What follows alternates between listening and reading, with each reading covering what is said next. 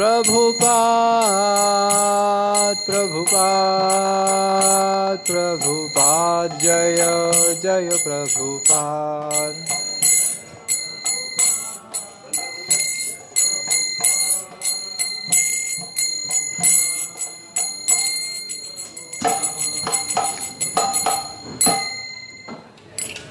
ग्रंथराज श्रीमद् भागवतम की जय, समवेत भक्त वृंद की जय, हरिनाम संकीर्तन की जय।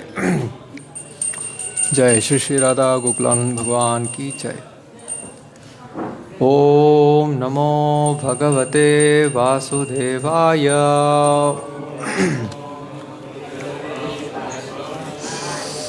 ओम नमो भगवते वासुदेवाय। नौवा अध्याय, श्लोक क्रमांक 26।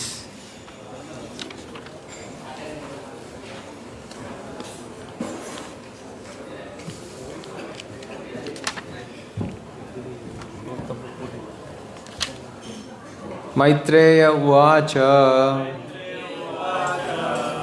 इत्यर्चितस्य भगवान्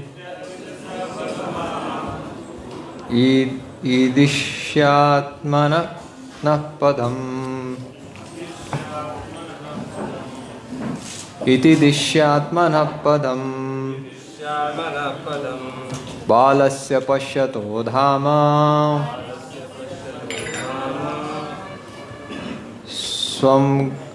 स्वमगाद् गरुडध्वजः इत्यर्चितस्य भगवान् इति दिश्यात्मनः पदम् बालस्य पश्यतो धाम स्वमगाद् गरुडध्वजः इत्यर्चितस्य भगवान् इति दिश्यात्मनः पदम् बालस्य पश्यतो धाम स्वमगाद् गरुडध्वजः।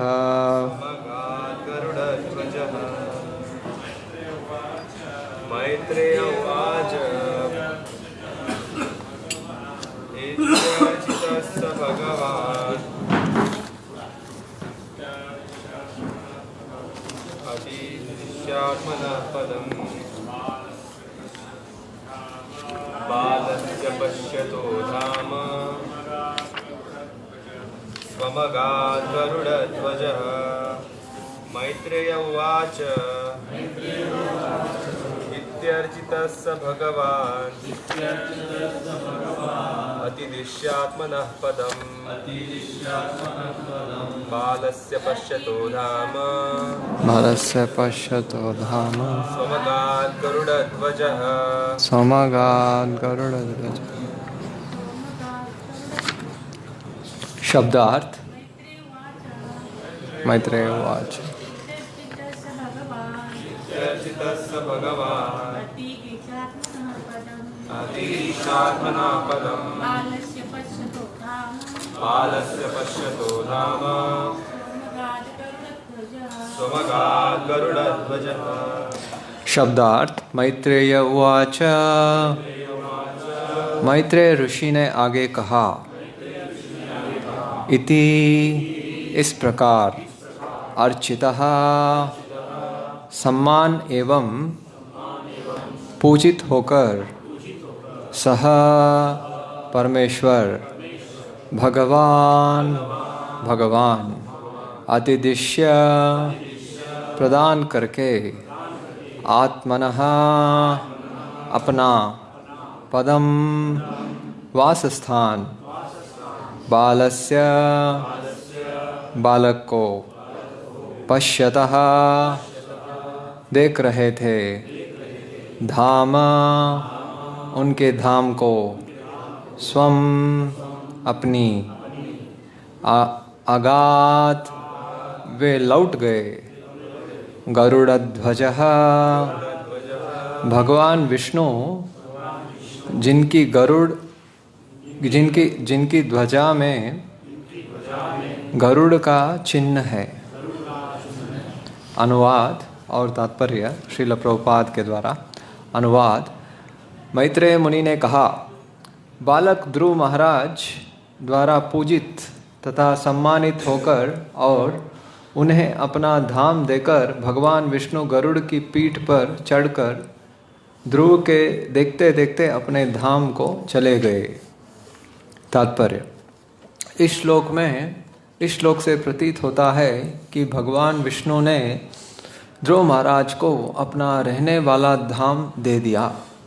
उनके धाम का वर्णन भगवत गीता में हुआ है। यद् गत्वा न निवर्तन्ते तद्धाम परमं मम। ओम अज्ञानतिमिरान्धस्य ज्ञानाञ्जनशलाकया चक्षुरुन्मीलितं येन तस्मै श्रीगुरवे नमः। श्रीचैतन्यमनोभीष्टं स्थापितं येन भूतले स्वयं रूपः कदा मह्यं ददाति स्वपदान्तिकं। वन्देऽहं श्रीगुरोः श्रीयुतपदकमलं श्रीगुरून् वैष्णवांश्च श्रीरूपं साग्रजातां सहगणा रघुनाथान्वितं तं सजीवं साद्वैतं सावधूतं परिजनसहितं कृष्णचैतन्यदेवं श्रीराधाकृष्णपादान् सहगणा ललिता श्रीविशाखान्वितांश्च। नमो विष्णुपादाय कृष्णपृष्ठाय भूतले श्रीमते भक्तिवेदांत स्वामिन्निति नामिने। नमस्ते सारस्वते देवे गौरवाणी प्रचारिणे निर्विशेष शून्यवादी पाश्चात्यदेशतारिणे। नमो महावदन्याय कृष्णप्रेम प्रदायते कृष्णाय कृष्णचैतन्य नाम्ने गौरत्विषे नमः। हे कृष्ण करुणा सिंधो दीनबंधो जगत्पते गोपेश गोपिका कांत राधा कांत नमोस्तुते। तप्त कांचन गौरांगी राधे वृंदावनेश्वरी वृषभानुसुते देवी प्रणमामि हरिप्रिये। वाञ्छाकल्पतरुभ्यश्च कृपा सिन्धुभ्य एव च पतितानां पावनेभ्यो वैष्णवेभ्यो नमो नमः। जय श्री कृष्ण चैतन्य प्रभु नित्यानंद श्री अद्वैता गदाधर श्रीवासादि गौर भक्तवृंद।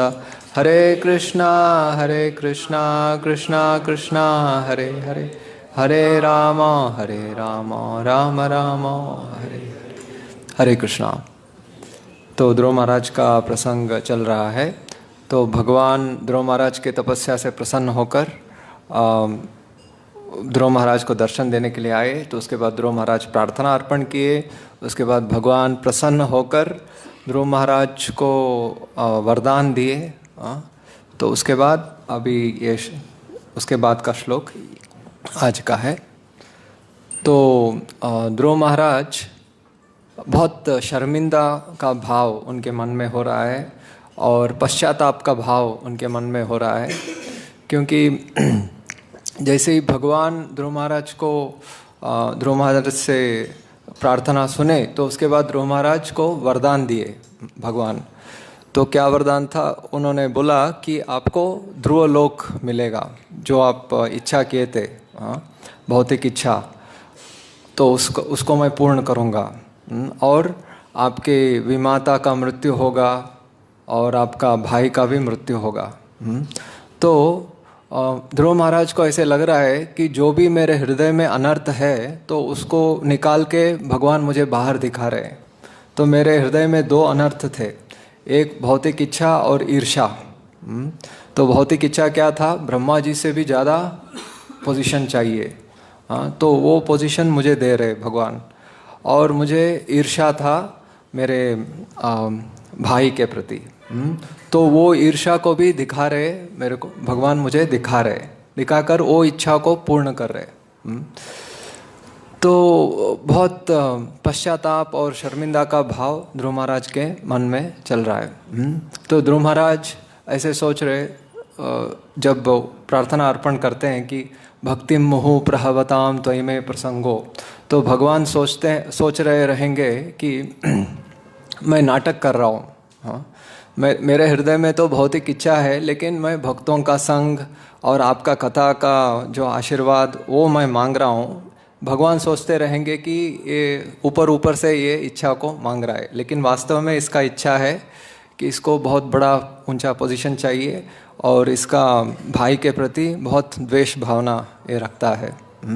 तो ऐसे सब विचार ध्रुव महाराज के मन में चल रहा है।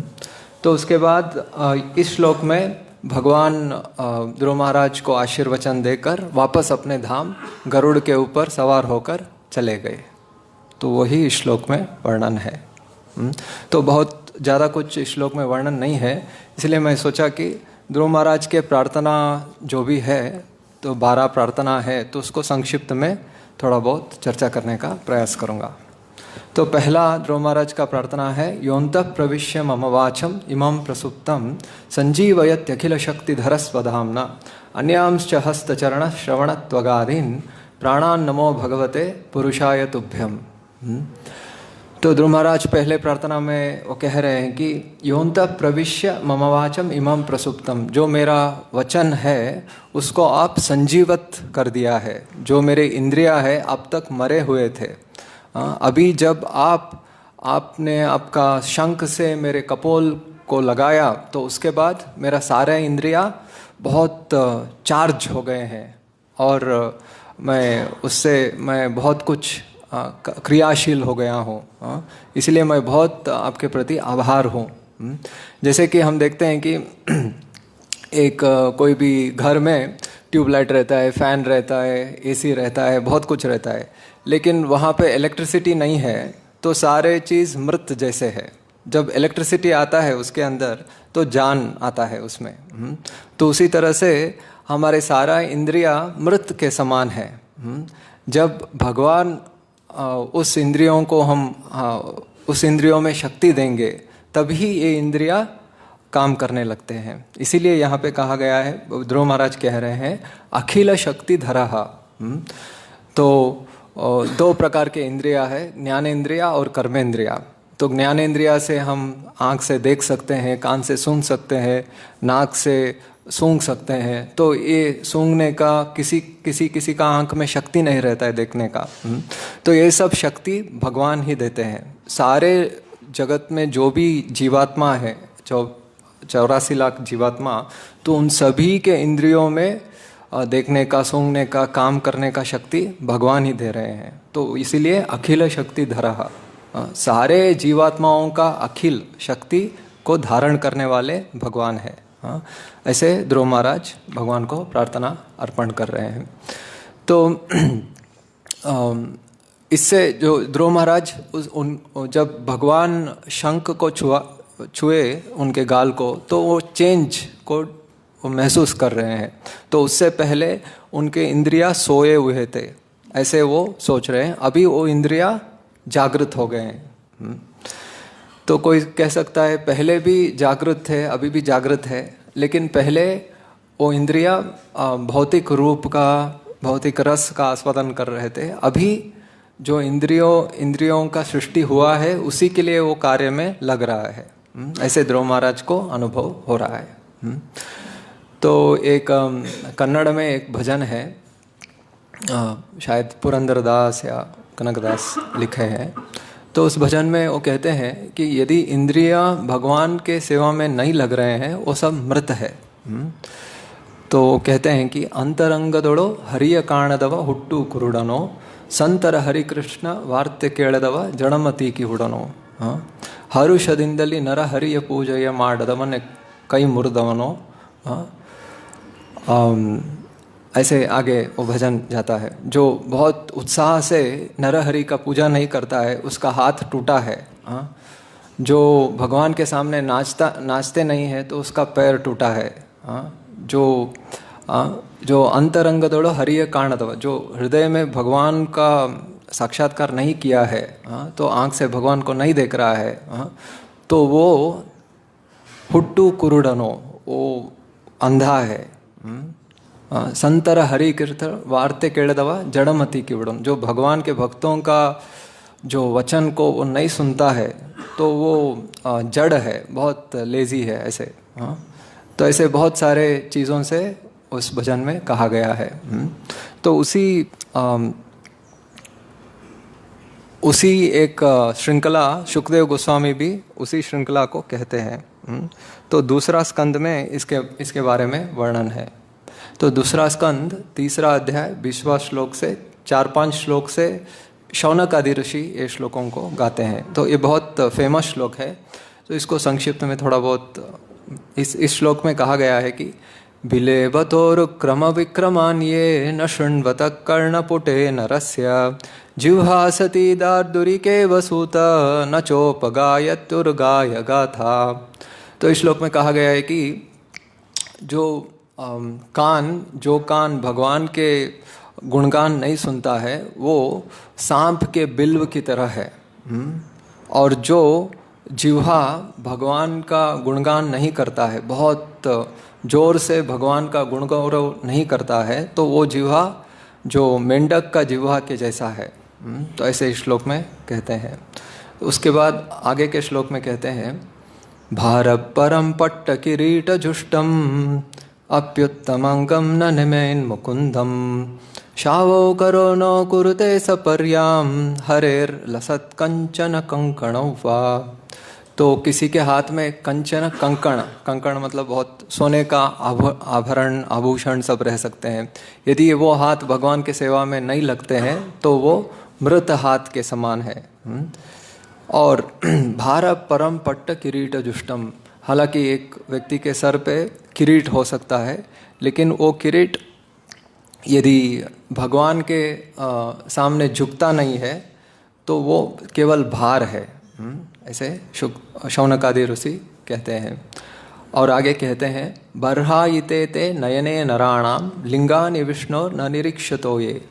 बर्हायिते, बर्हा मतलब जो मोर पंख है। तो मोर जो आँखें हैं वो आँखें भगवान का दर्शन नहीं करते, तो वो मोर पंख जैसे है। मोर पंख को जीवन नहीं रहता है। तो मृत आँखें जैसे है। लिंगानि विष्णोर पादौ नृणाम तौ ध्रुवजन्म भाजौ क्षेत्राणि नानु व्रजतो हरेर्यौ। जो चरण भगवान के मंदिर या धाम का प्रदक्षिणा उसमें तपस्या का से उपयोग नहीं होता है, तो वो पैर एक पेड़ का ट्रंक तो उसके समान है। तो ऐसे बहुत सारे श्लोकों में वर्णन करते हैं। तो लास्ट श्लोक में वो कहते हैं तदश्म सारम हृदयं बतेदम यद्गृह्यमाणैर हरिनामधेयै न विक्रियेता यथा विकारो नेत्रे जलम गात्र रुहेश हर्षः। तो जो व्यक्ति एक बार भगवान कृष्ण का नाम सुनने से उसके मन में विकार नहीं होता है या नेत्र से जल नहीं आता है तो उसका हृदय तदश्म सारम, बहुत कठोर पत्थर जैसे हृदय है। तो ऐसे शौनक आदि ऋषि यही श्रृंखला को वो कहते हैं। तो और इस श्लोक में कह रहे हैं कि संजीवयत अखिल शक्ति धरस्वधामना प्राणान नमो भगवते पुरुषाय तुभ्यम। तो ऐसे भगवान को मैं प्रणाम करता हूँ जिनके कृपा से मुझे इतना भक्ति करने का, प्रार्थना अर्पण करने का शक्ति मुझे मिल रहा है। तो उन भगवान को मैं प्रणाम करता हूँ। तो प्रभुपाद तात्पर्य में बहुत सुंदर ढंग से लिखते हैं कि भगवान के आध्यात्मिक शक्ति के कृपा से हमें एक उत्साह, एक एनकरेजमेंट भक्ति में मिलता है। तो वही उत्साह ध्रुव महाराज को मिला, तो हम भी भगवान से ऐसे प्रार्थना कर सकते हैं कि हमें भी ऐसे उत्साह और एक एनकरेजमेंट हमें भी मिले, ताकि हम भी अच्छी तरह से हमारे इंद्रियों को भी हम भगवान में सेवा में लगा सकते हैं। जैसे भगवान ध्रुव महाराज में प्रवेश किए और उनके सोए हुए इंद्रियों को जागृत किए, तो वैसे ही हम भी भक्ति के कार्यों में सोए हुए हैं, तो हमारे इंद्रियों के भी भगवान जागृत करें उनका शक्ति के द्वारा। तो ऐसे हम भगवान से प्रार्थना कर सकते हैं। तो ये पहला प्रार्थना है। दूसरा प्रार्थना है एकस्त्वमेव भगवन् इदमात्मशक्त्या मायाख्ययोरुगुणया महदाद्यशेषं सृष्टानुविश्य पुरुषस्तदसद्गुणेषु नानेव दारुषु विभा वसुवद्विभासी। तो यहाँ पे कहा गया है कि नानेव दारुषु विभा वसुवद विभासी। तो जैसे अलग अलग प्रकार के अलग अलग साइज़ के लकड़ी होते हैं, तो सारे लकड़ियों के जो ग्रुप है तो उसको आग लगा दिया जाए तो एक लंबा लकड़ी जो रहता है उसमें लंबा आग है ऐसा दिखता है, जो मोटा लकड़ी रहता है तो उसमें आग मोटा है ऐसा दिखता है, लेकिन आग तो आग ही है, आग तो एक ही है। तो उसी तरह से हालांकि बहुत सारे रूप है जीवात्मा का, 84 लाख योनि है। तो उसमें भगवान एक ही व्यक्ति है, जैसे आग एक ही है, हालांकि जीवात्माओं का रूप अलग है, लेकिन आग एक ही है। तो उसी तरह से भगवान भी एक ही रूप में सभी जीवात्माओं के हृदय में रहते हैं, ऐसे ध्रुव महाराज कहते हैं। और एकस्त्वमेव भगवान इदमात्म शक्तिया, तो भगवान स्वयं उनके आत्मशक्ति से वो अकेले विश्व का सृजन करते हैं, ब्रह्मा जी नहीं करते, ब्रह्मा जी उनके बाद आते हैं। तो आप ही अकेले हैं, तो कैसे करते हैं? माया खेयोर गुणया महदाद्यशेषम। तो आपकी माया के माया जो आपका शक्ति है तो उनके द्वारा ही आप सृष्टि करते हैं। सृष्टानुविश्य, सृष्टि करके उसके बाद अनुविश्य, उसके बाद आप उसके अंदर प्रवेश करते हैं। तो ऐसे भगवान को मैं प्रणाम करता हूँ, ऐसे दूसरे श्लोक में ध्रुव महाराज कहते हैं। तीसरे श्लोक में बहुत अच्छी तरह से ध्रुव महाराज प्रार्थना अर्पण करते हैं। त्वद्दत्तया वयुन एदम अचष्ट विश्वम सुप्त प्रबुद्ध इवनाथ भवत् प्रपन्नः तस्यापवर्ग शरणं तव पाद मूलम विस्मर्यते कृतविदा कथमार्तबंधो। तो ये बहुत महत्वपूर्ण श्लोक है। तो इसमें ध्रुव महाराज कहते हैं त्वद्दत्तया वयुनयेदम अचष्ट विश्वम। तो आपके कृपा से ही वयुनय मतलब जो ज्ञान ब्रह्मा जी को मिला, जो ब्रह्मा जी का नाम यहाँ पे भवत है।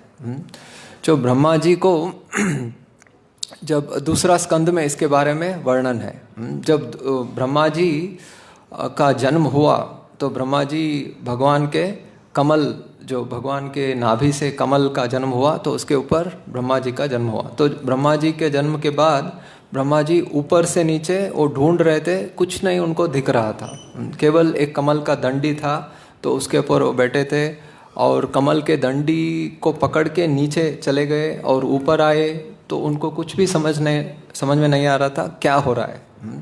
तो उसके बाद ब्रह्मा जी ने दो शब्द सुना।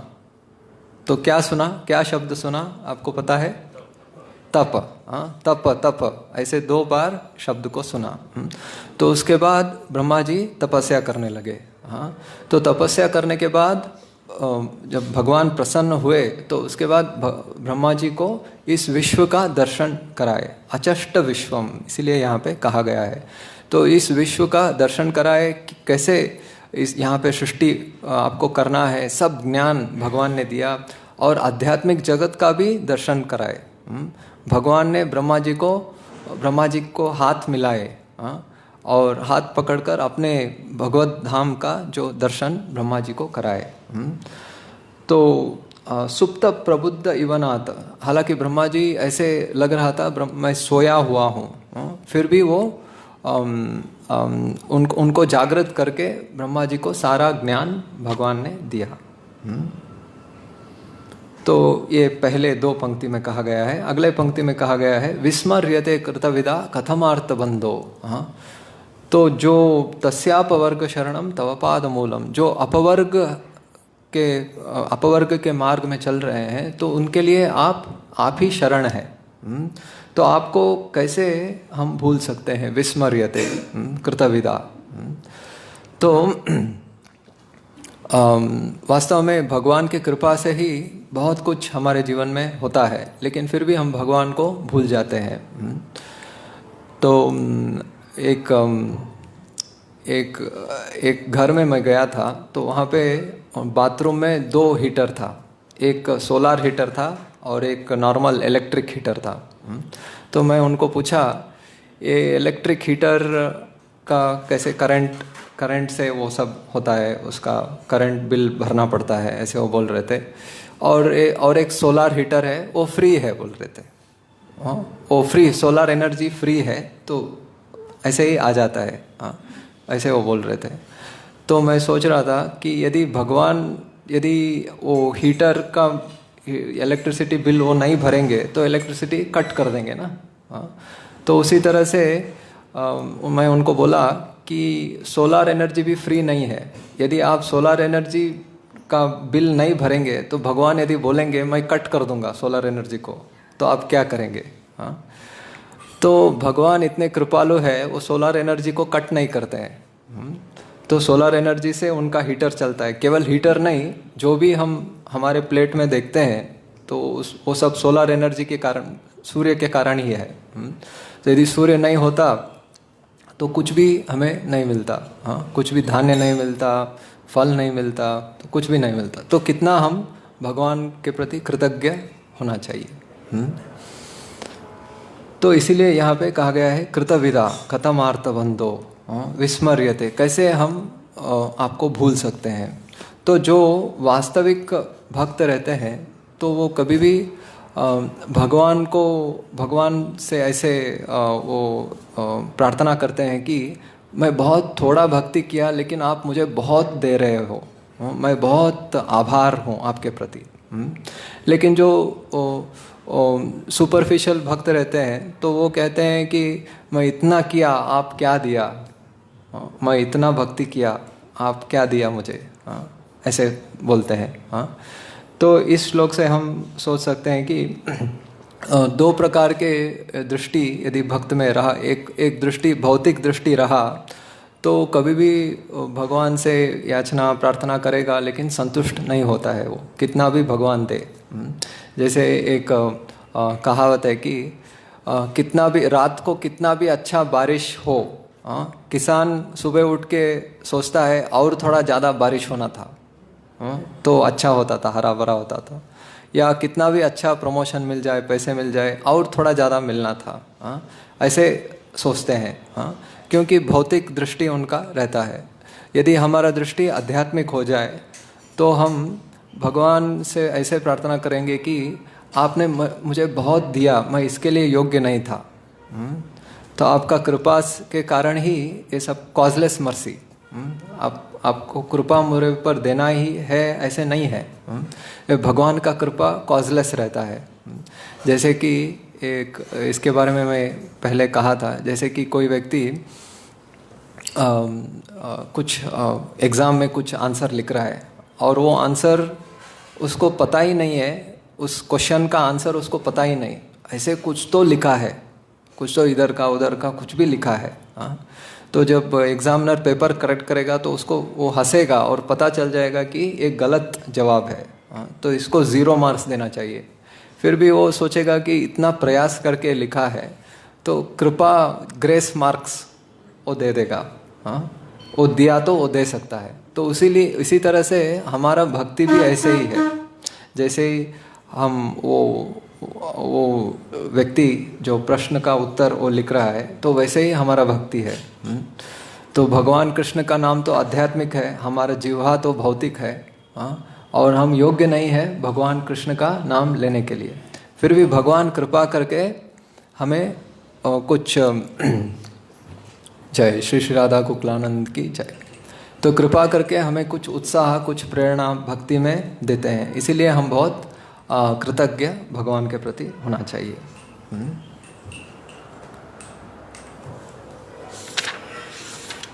तो विस्मर्यते कृतविदा कथमार्थ बंधो,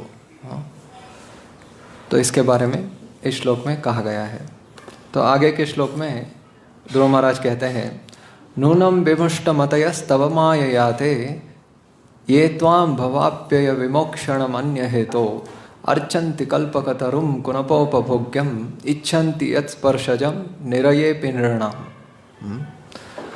तो कहते हैं कि जो जिनका तव माययाते, आपके माया के द्वारा जिसका मति विमुष्ट हो गया है, जिसका मति भ्रमित हो गया है, तो वो ही आपको कुणपोपभोग्यम इच्छन्ति, तो इस शरीर का जो इंद्रिय तृप्ति का वस्तु का इच्छा वो लोग करते हैं। आप तो कल्पकतरु है, आप चाहे तो आप इस जगत से हमें मुक्ति भी दे सकते हैं, प्रेम भी दे सकते हैं, लेकिन जिनका विमुष्ट मति है तो वो ऐसे गुणपोपभोग्यम, तो ऐसे स्पर्शजम इंद्रिय तृप्ति का भोग वो मांगते हैं। तो ऐसे मैं भी ऐसे ही मांगा आपसे, ऐसे ध्रुव महाराज का भाव है। तो आगे के श्लोक में कहते हैं, या निर्वृतिस्तनुभृतां तव पाद पद्म ध्यानात् भवज्जनकथा श्रवणेन वा स्यात् सा ब्रह्मणि स्वमहिमन् अपिनातमाभूत किं त्वन्तकासि लुलितात् पततां विमानात्। तो कहते हैं कि ध्यानात् भवज्जनकथा श्रवणेन वा, तो जिस भगवान के शुद्ध भक्तों का कथा का श्रवण और ध्यान में कितना सुख मिलता है, वो सबसे बड़ा सुख है। तो वो सुख की तुलना में जो ब्रह्म में सुख है वो बहुत तुच्छ है। तो ये एक अर्थ है ब्रह्म का, और एक अर्थ है कि यहाँ ब्रह्म मतलब भगवान भी हो सकते हैं, तो ब्रह्म का अर्थ भगवान भी हो सकते हैं। तो भगवान भी ऐसे सुख का अनुभव नहीं कर सकते। जो उनका भगवान विषय है और भक्त का हृदय आश्रय है। जैसे कि एक सुंदर स्त्री है और पुरुष है, तो सुंदर स्त्री का जो भी रूप आदि आस्वादन वो खुद नहीं कर सकती, पुरुष कर सकता है। तो वो स्त्री विषय है और पुरुष आश्रय है। तो उसी तरह से भगवान विषय है और भक्त का हृदय आश्रय है। तो भक्त भगवान के रूप नाम गुण लीला का आस्वादन कर सकता है, भगवान नहीं कर सकते। तो इसीलिए यहाँ पे कहा गया है कि स ब्रह्मणि स्वमहिमन अपिनातन माभूत, भगवान भी ऐसे सुख का आस्वादन नहीं कर सकते जो भक्त लोग ये सुख का आस्वादन करते हैं, जिस सुख में आपके श्रवण कीर्तन का सुख, तो उस भगवान भी आस्वादन नहीं कर सकते। इसीलिए भगवान चैतन्य महाप्रभु के रूप में आते हैं इस सुख का आस्वादन करने के लिए। तो इस सुख का आस्वादन इतना ऊंचा है कि ब्रह्म में भी ये सुख नहीं है। तो किम त्वन्तकासि लुलितात् पततं विमानात्, जो स्वर्ग में जो सुख है तो उसका सुख तो इससे बहुत तुच्छ है, ऐसे यहाँ पे कहा गया है। तो आगे 11वां श्लोक में कहते हैं, बहुत फेमस श्लोक है ये, भक्तिम मोह प्रहवताम त्वयि मे प्रसंगो भूयाद अनंत महताम अमलाशयानाम येनांजसोल बणमुरु व्यसनम भवाब्धिम नेशे भवद गुणकथा मृतपानमत्तः। तो जिस भक्त का भक्ति बहुत निरंतर रहता है, जैसे एक नदी बह रहा है जो कभी रुकता नहीं है, तो वैसे भक्तों का संग मुझे चाहिए। जिस भक्तों का भक्ति नदी के प्रवाह के समान निरंतर चल रहा है, कभी भी नहीं रुकता है, तो वैसे भक्तों का प्रसंग मुझे चाहिए। ऐसे ध्रुव महाराज प्रार्थना कर रहे हैं, येनान जसोल बण उरु व्यसनम भवाब्धिम। तो ऐसे भक्तों का संग मिलने के बाद क्या होता है, जो इस भवाब्धिम, इस भौतिक जगत कैसा है, उरु व्यसनम, बहुत कठिन है, बहुत तपाता है लोगों को और बहुत कष्ट देता है। अंजसा, बहुत आसानी से मैं इसको पार कर सकता हूँ। क्यों? क्योंकि नेशे भवत गुण कथा मृतपानमत्तः, क्योंकि वो भक्त के प्रभाव से मैं भी आपके कथा में मत्त हो जाऊंगा। जैसे कोई व्यक्ति दारू पी के मस्त मज़े में रहता है, मत्त हो जाता है, तो उसको कोई भी कुछ भी बोले या कुछ भी कष्ट उसके जीवन में है वो सब भूल जाता है। तो उसी तरह से यदि हम भक्तों के प्रभाव के संग से हम भी भगवान के कथा में मत्त हो जाएंगे, तो हम भी ऐसे अनुभव कर सकते हैं, हम भी इस जगत के कष्टों से राहत को पा सकते हैं। और यही एकमात्र उपाय है इस जगत के कष्टों से मुक्त होने का, और कुछ उपाय नहीं है। तो ये 11वां श्लोक में कहते हैं। तो ऐसे संग करने के बाद उसका इफेक्ट क्या होगा, तो वो 12वां श्लोक में कहते हैं। तेन स्मरन्त्यतितरां प्रियमीशमर्त्यं ये चान वदस् सुहृद गृहवित्तदाराः ते त्वज्जनाभ भवदीय पदारविंद सौगंध्य लुब्ध हृदयेषु कृतप्रसंगा। तो ऐसे भक्तों का संग का प्रभाव से क्या होता है, तेन स्मरन्ति अतितराम प्रियमीशमर्त्यम, जो प्रियम है, मर्त्यम जो ये शरीर मर्त्य है वो सबसे प्रिय है, तो उसका भी न स्मरन्ति, उसका भी स्मरण भूल जाएंगे। तो शरीर का भी उनको शरीर का भी चिंतन स्मरण वो भूल जाएंगे।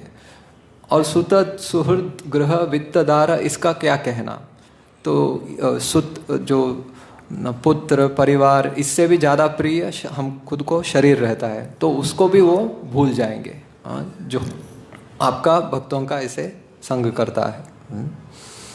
तो उदाहरण है परीक्षित महाराज और भरत महाराज, तो अपने शरीर को भी वो त्यागने के लिए तैयार हो गए थे शुकदेव गोस्वामी के संग से। तो ये 12वां श्लोक में कहा गया है। तो 13वां श्लोक में कहा गया है कि कहते हैं ध्रुव महाराज, तीर्यन नगद द्विज सरिसृप देव दैत्य मर्त्यादिभि परिचितम सतसद विशेषम रूपम स्तविष्टमजते महदाद्यनेकम नात परम परम वेद्मि नयत्र वादा। तो ध्रुव महाराज कहते हैं कि तीर्यन नगद द्विज सरिसृप, तो ऐसे बहुत सारे योनियों का इस जगत का रूप का बारे में मैं अनुभव किया है, लेकिन रूपम स्तविष्टम अजते महदाद्यनेकम, तो लेकिन आप जैसे रूप मैं देख रहा हूँ अभी, तो ऐसे कभी भी मैं अनुभव नहीं किया था। तो ऐसे भगवान के रूप का गुणगान ध्रुव महाराज करते हैं।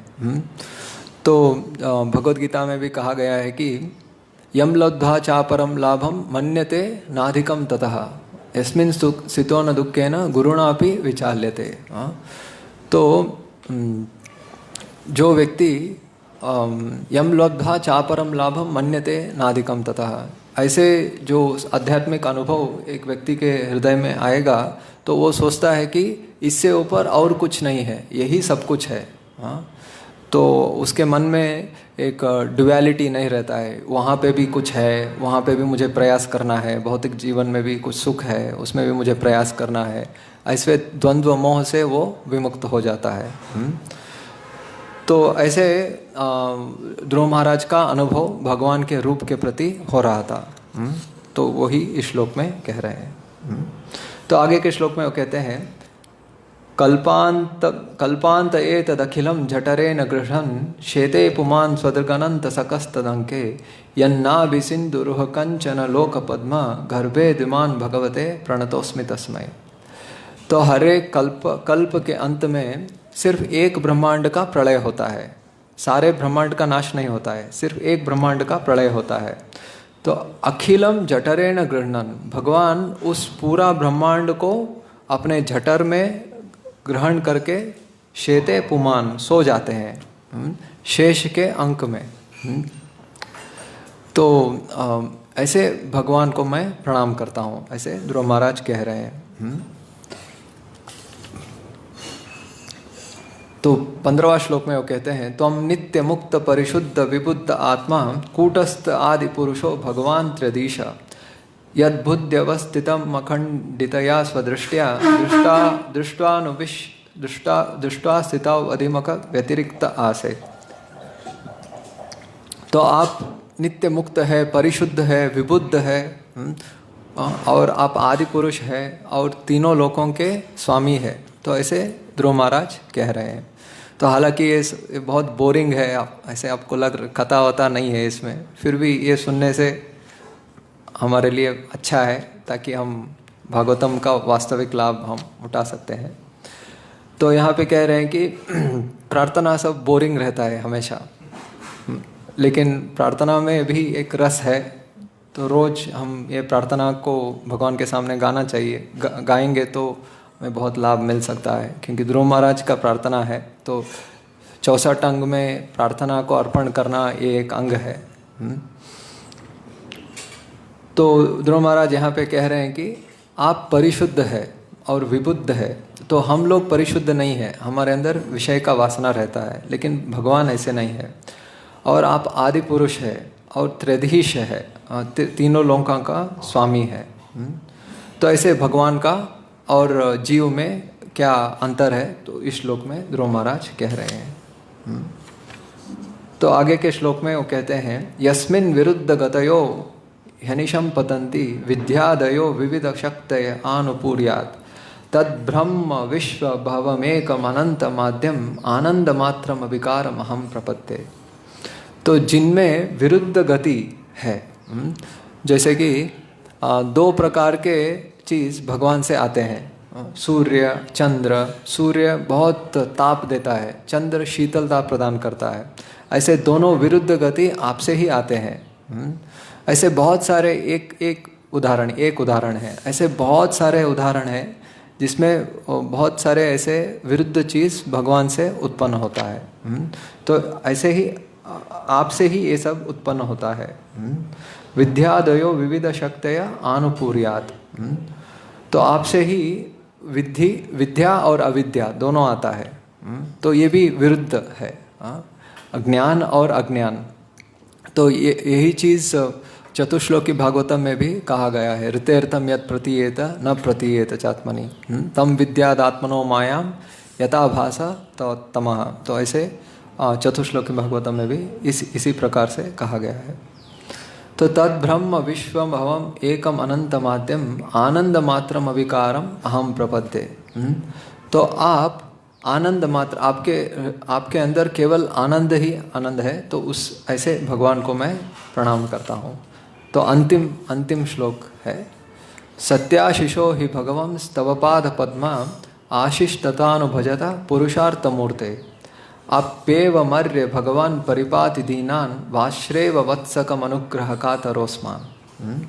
तो जैसे एक गाय का बछड़ा है, तो उसके ऊपर गाय बहुत वो तो अज्ञान में रहता है, उसको पता नहीं रहता है क्या खाना है, क्या पीना है, क्या नहीं करना है, क्या करना है। तो लेकिन गाय कृपावश उसका पालन करता है। तो वैसे ही आप भी मुझे पालन कीजिए।